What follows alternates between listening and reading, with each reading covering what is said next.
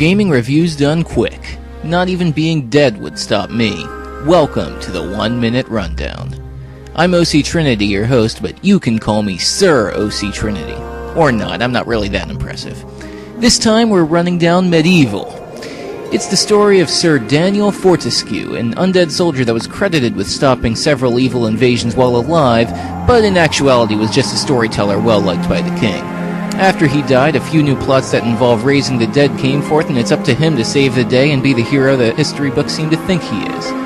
It's also one of the earliest attempts at a PlayStation mascot series, and one of the earliest 3D action games. The game's broken into levels where the goal is simply to reach the end of the stage, but occasionally you'll get some puzzles or bosses first. There's some heavy emphasis on combat, with most levels having a chalice to collect if you've defeated most of the enemies in that level, which in turn usually rewards you with a new weapon. I'm covering 2 games this episode, so sit down and let me tell you a story from these days of old. No bones about it, this one aged about as well as Dan himself. A lot of the problems here are similar to other 3D action games. The camera tends to move itself to the most inconvenient place, the platforming segments are needlessly difficult due to having poor reference for where you are, and it's hard to tell how far your weapons reach. The level design is actually pretty good, and usually gives you levels that all have a different feel, though it could have gone without all the puzzle elements. I can't say as much about the combat, though, where it feels like enemies barely get more creative than just charging at you and hoping for the best, and the game gets a huge difficulty spike around halfway through where enemies suddenly become a lot more durable and damaging. There's a lot of weapons you'll acquire, and you probably won't use a lot of them very much since their effects seem to be pretty much the same, especially when it comes to ranged weapons. I'd also like to give a slap in the face to whoever decided to assign guard and dash to the same button. I think I see where they were trying to go with this, and I probably would have liked it, and for that matter I could see why this was well liked at the time of its release, but I can't really recommend this anymore, sorry.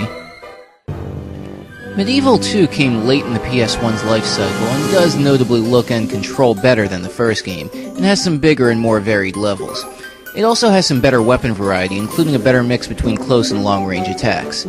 The game uses more boss fights and generally makes them more fun and interesting than the last game, and occasionally splits perspective by having Dan able to control his head and his body separately, though I will admit the concept is better than the end result there. But it still has a lot of the same issues as the first game, mostly the ones I had the biggest complaints about. The camera, still erratic. The difficulty curve, also still erratic. Platforming, still tricky for the wrong reasons. Enemy behavior, still a problem, and swarms of enemies somehow became more annoying because you taking damage also interrupts your attack, but enemies stay as relentless as ever. If I had to gauge them, yes, I think MediEvil 2 is a better game than MediEvil 1, but that's a bit like saying I'd rather break my pinky finger than my pointer finger, as I still don't really think this one's worth your time either. Alright, let's stop here. I've had enough of this one.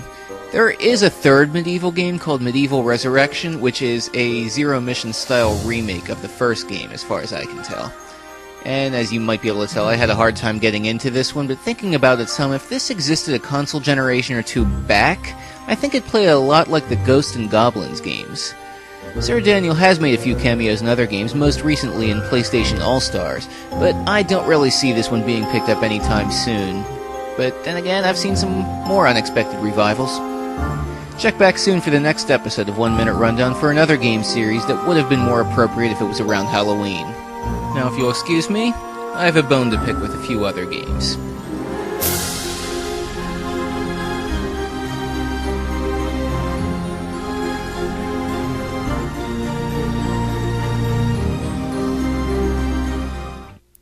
So, it's episode 20. I suppose that's worth celebrating, so how about we do a retrospective clip thingy in song? Roll it!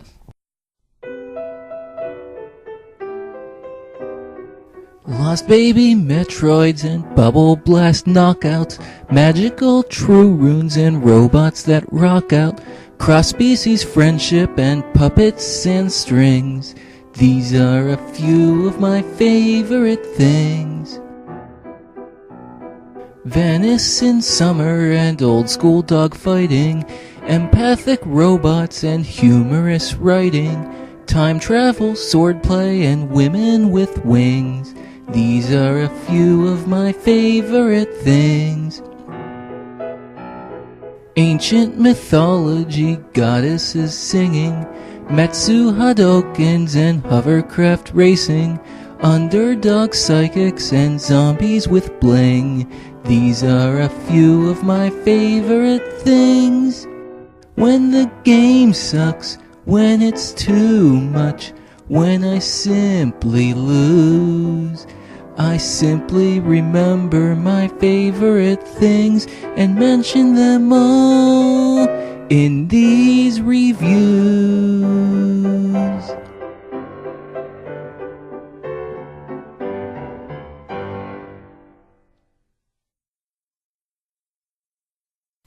Hey, still trying to win the guest host position by finding the hidden video?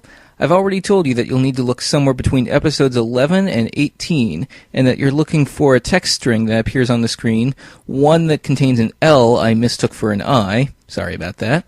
Now I'll tell you that the code you're looking for appears somewhere between 7 and 8 minutes into your video. Or you can win a guest host position by doing a 1-minute video or audio rebuttal to any review I've done so far. Do your best and see you next mission.